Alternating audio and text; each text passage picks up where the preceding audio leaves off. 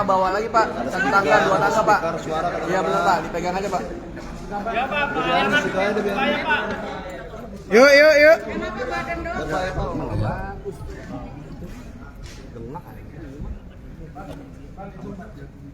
Pak dengar Pak. Semua, bukan 3, 2, 1. Assalamualaikum warahmatullahi wabarakatuh. Salam sejahtera untuk kita sekalian. Salam, Om Swastiastu, Namo Buddhaya, Salam Kebajikan. Rekan-rekan media yang saya cintai dan saya banggakan,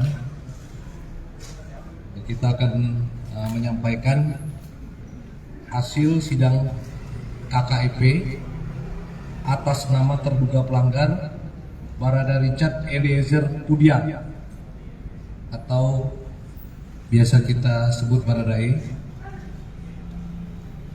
NRP 98050869 Jabatan Tamtama Yanma Polri. Sidang dilaksanakan pada hari Rabu tanggal 22 Februari 2023 mulai pukul 10.08 sampai dengan 17.30 atau berlangsung selama 7 jam 22 menit. Komisi terdiri dari Ketua Kombes Pol Sakyus Ginting, Wakil Ketua Kombes Pol Imam Tobroni, anggota Kombes Pol Hengki Wijaya. Penuntut Kombes Pol Daniel Widya Mukaram dan Ibda Haidar. Pendamping AKBP Retno Dwi Rahmawati, 2 Brigadir Hoiro Zadi Takwa. Saksi-saksi sebanyak 8 orang. Saksi yang hadir dalam sidang KKIP antara lain AKP DJ, Ibda AM dan Ibda S. Untuk saksi atas nama Bribka RR, Saudara KM, dan Saudara FS tidak hadir dan keterangannya dibacakan dalam persidangan.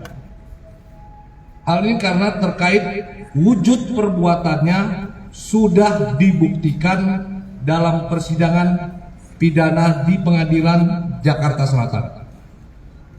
Sedangkan untuk saksi atas nama Kombes Pol MP dan Ibtu JA tidak hadir dan keterangannya dibacakan. 2 orang tersebut karena sakit. Kemudian wujud perbuatan.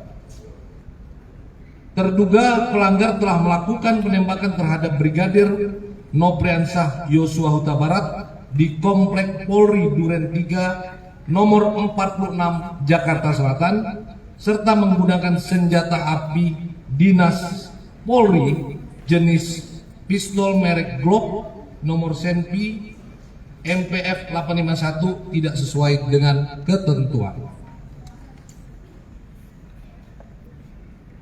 Pasal yang dilanggar. Pasal 13 ayat 1 PP nomor 1 tahun 2003 tentang pemberhentian anggota Polri junto pasal 5 ayat 1 huruf O dan atau pasal 6 ayat 2 huruf B dan atau pasal 8 huruf B dan huruf C dan atau pasal 10 ayat 1 huruf F dan atau pasal 10 ayat 1 huruf A angka 5 Perpol nomor 7 tahun 2022 tentang kode etik profesi dan Komisi Kode Etik Polri. Pertimbangan hukum dalam pengambilan putusan sidang KKIP. 1. Terduga pelanggar belum pernah dihukum karena melakukan pelanggaran baik disiplin, kode etik maupun pidana. 2. Terduga pelanggar mengakui kesalahan dan menyesali perbuatan. 3. Terduga pelanggar telah menjadi justice kolaborator atau saksi pelaku yang bekerja sama di mana pelaku yang lainnya dalam persidangan pidana di Pengadilan Negeri Jakarta Selatan berusaha mengaburkan fakta yang sebenarnya dengan berbagai cara merusak, menghilangkan barang bukti, dan memanfaatkan pengaruh kekuasaan. Tetapi justru kejujuran terduga pelanggar dengan berbagai risiko telah turut mengungkap fakta yang sebenarnya terjadi. 4. Terduga pelanggar bersikap sopan dan bekerja sama dengan baik selama di persidangan sehingga sidang berjalan lancar dan terbuka. 5. Terduga pelanggar masih berusia muda, masih berusia 24 tahun, masih berpeluang memiliki masa depan yang baik, apalagi dia sudah menyesali perbuatannya serta berjanji tidak akan mengulangi perbuatannya di kemudian hari. 6. Adanya permintaan maaf dari terduga pelanggar kepada keluarga Brigadir Joshua di mana saat persidangan pidana di Pengadilan Negeri Jakarta Selatan, terduga pelanggar telah mendatangi pihak keluarga Brigadir Joshua bersimpuh dan meminta maaf atas perbuatan yang terpaksa sehingga keluarga Brigadir Joshua memberikan maaf. 7. Semua tindakan yang dilakukan terduga pelanggar dalam keadaan terpaksa dan karena tidak berani menolak perintah atasan. 8. Terduga pelanggar yang berpangkat barada atau tamtama Polri tidak berani menolak perintah menembak Brigadir Joshua dan saudara FS karena selain selaku atasan, jenjang kepangkatan saudara FS dengan terduga pelanggar sangat jauh. 9. Dengan bantuan terduga pelanggar yang mau bekerja sama dan memberi keterangan yang sejujur-jujurnya sehingga perkara meninggalnya Brigadir Joshua dapat terungkap.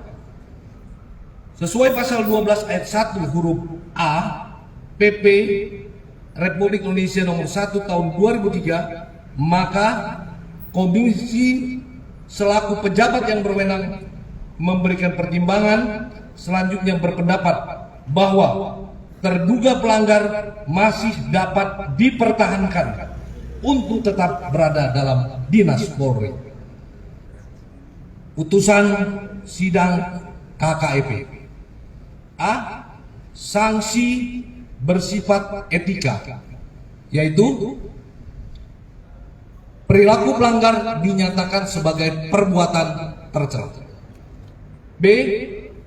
Kewajiban pelanggar meminta maaf secara lisan di hadapan sidang KKEP dan secara tertulis kepada pimpinan Polri. B. Sanksi administratif, yaitu mutasi bersifat demosi selama 1 tahun. Selesai putusan sidang KKEP.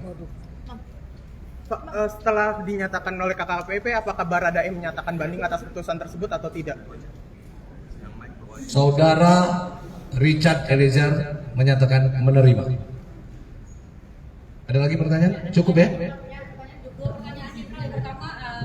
Apakah nanti berarti putusan etik ini menunggu dia tetap akan mengikuti atau menyelesaikan pidana yang tersisa mungkin sekitar 9 bulan lagi, Jenderal, yang pertama, ya. Baru kemudian dia kembali ke kesatuan di Brimob. Kemudian bagaimana keamanan dari Richard Eliezer ketika ia kembali ke kesatuan, meskipun tadi akan dimutasi ke tempat tertentu yang belum diinformasikan. Bagaimana pengamanannya? Apakah masih tetap diizinkan LPSK tetap memberikan perlindungan meskipun Barada tetap menjadi anggota Polri aktif, Jenderal?